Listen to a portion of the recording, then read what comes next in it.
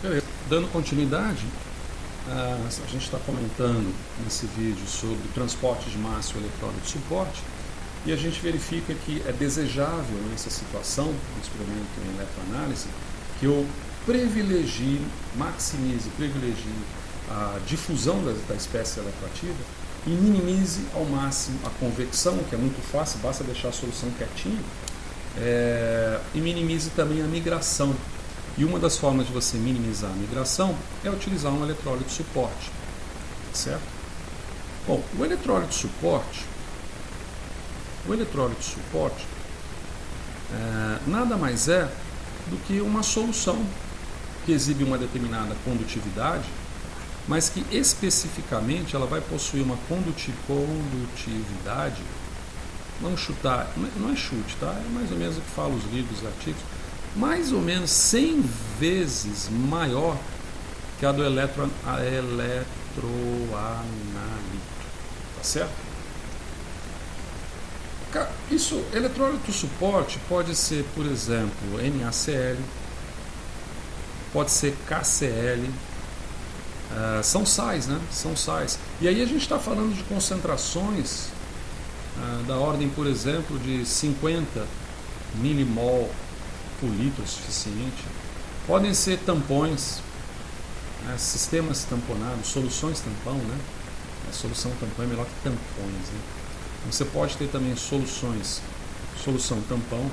Então, por exemplo, fosfato de sódio, né? Então você tem Na2HPO4, NaH2PO4, tá certo? Solução tampão fosfato de sódio, por exemplo. Você pode ter também NaOH, você pode ter H2SO4, né, ácido. Ou seja, são soluções que vão possuirão carga. Essas cargas são tanto negativas, são tanto cátions, né, como ânions, portanto ânions tendendo a migrar ao anodo, cátion cátodo, e em altíssima concentração. De tal maneira que se você tiver ali o seu eletroanalito com uma carga uma carga positiva, uma carga negativa, isso não vai influenciar no processo de migração para o eletrodo, porque a quantidade de cargas negativas e positivas naquela solução vai ser muito maior. Então não ofende tanto esse transporte, né? Minimizando, portanto, o efeito de migração. O eletrólito de suporte, já que a gente está aqui embaixo, ficou tão bonitinho aqui, eu vou dar uma divisãozinha aqui. Será que eu consigo fazer esse negócio aqui? Vamos colocar assim, ó. Eletrólito de suporte. Vamos colocar mais ou menos assim, funções do eletrólito de suporte, tá certo? Tem várias funções, né? O eletrólito de suporte, ele é capaz de fazer umas coisas bem interessantes. O eletrólito de suporte, se eu for fizer uma chavona aqui, ele pode manter constante determinadas coisas. Ele pode, por exemplo, aumentar determinadas coisas. Ele pode reduzir determinadas coisas. Ele pode zerar determinadas coisas. E ele pode influenciar determinadas coisas, tá? Ele pode influenciar. Existem várias situações, né, decorrentes disso. Então, uma das coisas que ele faz, por exemplo, é manter constante o coeficiente de atividade da espécie eletroativa ali. Por que ele consegue manter constante o coeficiente de atividade da espécie eletroativa? Porque à medida que, por exemplo, um elemento reduzido vai sendo oxidado no eletrodo, ele vai alterando a sua carga. Essa alteração de carga faz com que haja uma alteração também de carga iônica e de solvatação em torno dessa carga iônica em decorrência dessa redução. Mas se você introduz o eletrólito de suporte, a quantidade de cargas de sinal contrário é tão grande que essas capas de solvatação acabam se mantendo, entre aspas, né, acabam se mantendo. Você acaba mantendo o mesmo teor dessas capas de solvatação, de hidratação, fazendo com que o coeficiente de atividade daquela espécie eletroativa também se mantenha. Tá bem? Uma outra função é a seguinte: como se recheou isso aqui de água com sal, você vai manter constante a viscosidade, concorda? Viscosidade. Então a viscosidade daquela solução, ela se mantém constante. E isso é desejável, porque alguns processos de oxidação e redução podem alterar a viscosidade em decorrência de interações.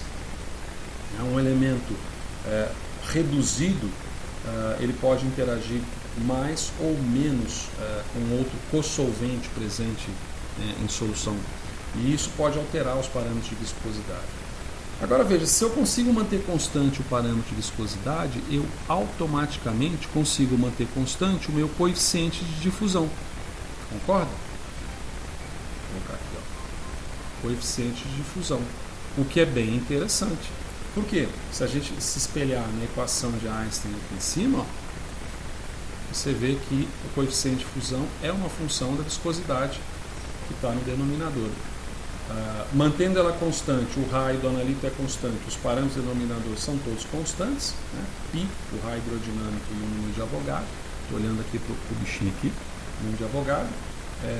Então você mantém o coeficiente de difusão constante. Tá certo? Existe também outra situação, que são as situações nas quais você tem íons complexantes, o que eles chamam de número de ligação, número de ligantes. Esse número de ligantes é mais específico em situações em que você tem íons complexantes, como ânions, por exemplo, íons complexantes a íons metálicos. Você não altera isso, é mais ou menos decorrente, deixa eu ver o horário aqui, mais ou menos decorrente da atividade de ser mantida constante também. A história é mais ou menos a mesma, né? Você introduz ali cargas e sinais opostos em alta taxa de maneira a minimizar o efeito que seria provocado desses íons complexantes e íons metálicos na ausência do eletrólito de suporte. Você aumenta aqui, obviamente, você aumenta a condutividade, né? Aliás, é por definição do próprio eletrólito de suporte, está colocado aqui, né? Você aumenta a condutividade, condutividade elétrica ou condutividade iônica? Condutividade no modo geral, né? Condutividade iônica. Condutividade iônica dessa solução. E como a gente tinha visto antes, né? O parâmetro de condutividade está diretamente ligado ao potencial de junção líquido-líquido. Então, quanto maior for a diferença de potencial elétrico gerado por diferentes condutividades iônicas, você tem um elemento de condutividade iônica baixa do eletroanalito em estado reduzido, em estado oxidado alta. Não é tão comum, mas existe. Então, e é conceitualmente absorvido, né? Então você tem um eletroanalito que em estado reduzido tem a condutividade alta e esse mesmo eletroanalito em estado oxidável tem a condutividade baixa. No formalismo, né, das equações que trabalham com transferência de carga, costuma-se inclusive anular esse efeito, para o pressuposto que o coeficiente de fusão vai ser o mesmo e a condutividade iônica também vai ser o mesmo. Mas supondo que a condutividade iônica seja diferente, você gera uma diferença de potencial ali que vai gerar uma diferença de potencial de junção líquido-líquido, o que vai gerar um aumento da famosa queda ômica. Então, se você aumenta a condutividade iônica da solução, você automaticamente reduz. Esse termo aqui eu adoro colocar desse jeito, drop. Você reduz a queda ômica na solução, né, sob trabalho. Obviamente que você vai aumentar também a força iônica da solução. E o aumento da força iônica da solução pode, por vezes, estar relacionado a uma redução da reatividade química na solução. Veja que o que eu desejo, normalmente como instrumento em eletroanálise, é ver carga, né? Eu aplico um potencial e meço uma corrente. Eu quero ver carga. E eu posso ter reações colaterais que envolvem variações variações não é de condutividade, desculpa. Puxa vida, agora me travou aqui. Que são decorrentes da baixa força iônica da solução. À medida que você aumenta essa força iônica, você nivela esses efeitos colaterais. Certo? Você pode reduzir o que se chama de dupla camada dupla camada elétrica. Então, que está na interface, que é o nosso próximo assunto, a dupla camada elétrica. A dupla camada elétrica, é uma semana inteira para falar sobre ela, vamos dizer assim, mas basicamente você tem aqui uma superfície do eletrodo, aqui ocorre um determinado fenômeno, essa camada é uma camada próxima, né, em que a substância, vamos dizer aqui que ela está reduzida, aí ela passa para cá como oxidada, né, ela deixa o elétron aqui, na superfície do eletrodo, mas você tem uma área um pouco maior aqui, que é a camada difusa. Essa é a camada difusa. Essa camada difusa é a parte da dupla camada elétrica que reduz. E como a gente vai ver, quando você reduz a dupla camada elétrica, que é onde ocorrem os fenômenos de transferência de carga, você aumenta a corrente faradaica. Você aumenta a corrente de medida real, de medida objetiva que você deseja, reduzindo o que se chama de corrente capacitiva, que assemelha-se a um capacitor. O que é um capacitor? Você tem um isolante das placas elétricas, né? Então, quanto maior for o tamanho de uma dessas camadas, maior a variação dessa resposta capacitiva. Quando você reduz essa camada, você tem uma menor resposta capacitiva e uma maior resposta faradaica. Então, isso aqui é interessante, a redução da dupla camada elétrica. Você pode zerar. Migração. Você recheia, você coloca lá uma tonelada de íons de cargas sinais opostos, de tal maneira a evitar que a sua substância, o seu analito reduzido ou oxidado, possa ter alguma influência no efeito de migração, como a gente já comentou. Tá? E você pode influenciar também, por vezes, em alguns processos. Tá? São vários os processos.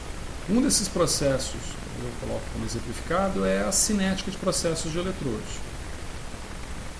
Tá? Cinética de processo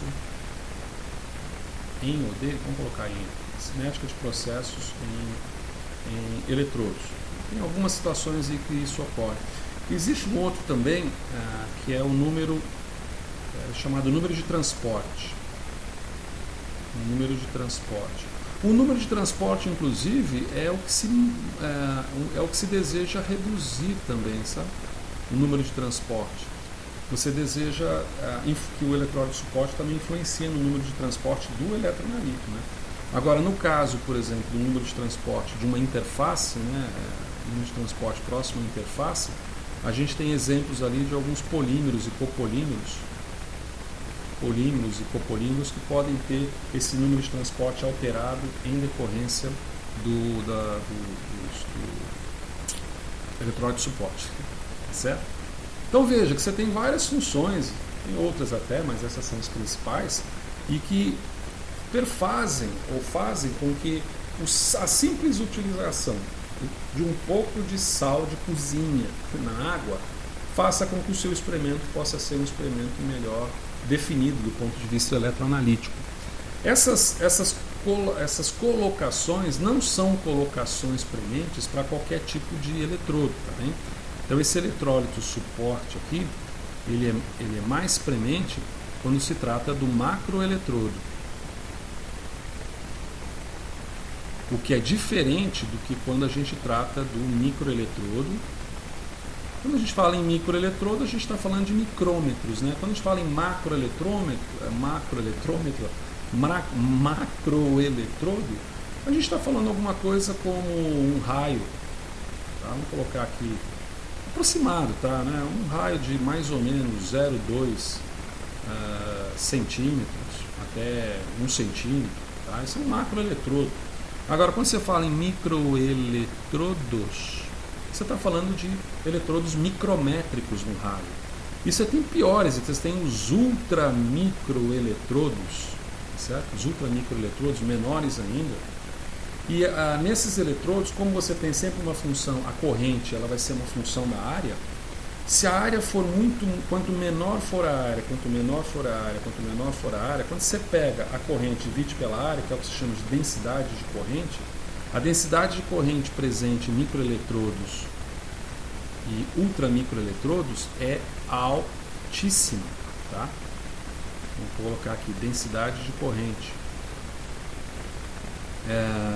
Vamos colocar aqui que a medida vai ser, por exemplo, em ampere por centímetro quadrado, sei lá. Tá? Ela é altíssima, porque a área é muito pequenininha. E aí a influência do eletrólito de suporte, ela é bem diferente. Há situações em que você pode fazer o experimento voltamétrico, o experimento em eletroanálise, sem necessidade de eletrólito de suporte, pode fazer na água, na presença, por exemplo, de ultramicroeletrodo em condições especiais. Mas o mais comum, por exemplo, em experimentos Covid-19, né, em experimentos, por exemplo, que você quer usar material biológico, o material biológico está sempre tamponado, o material biológico está um tampão fosfato de sódio, por exemplo. Basta baixa concentração de uma solução salina, como cloreto de sódio 0,9% também, que é suficiente para você cumprir as funções do eletrólito de suporte. Tá bem? Então esse é o recado para esse vídeo.